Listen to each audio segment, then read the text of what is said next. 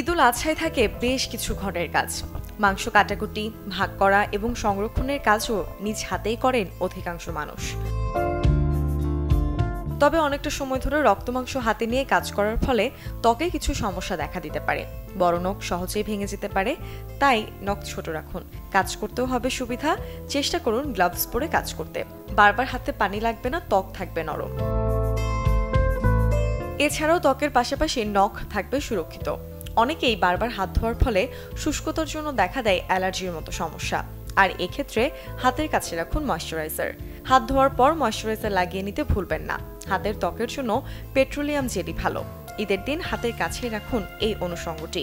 ঘুমের আগেও তা লাগিয়ে নেবেন হাতে।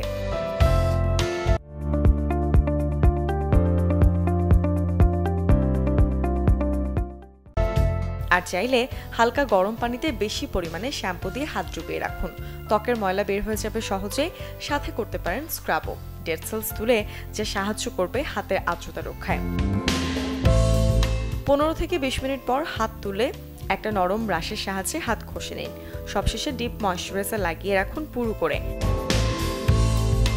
বাহিরের যত্নের পাশাপাশি চেষ্টা করুন প্রচুর পরিমাণে পানি এবং ফলমূল খেতে। এতে করে ত্বক থাকবে ভেতর থেকে ময়শ্চারাইজ।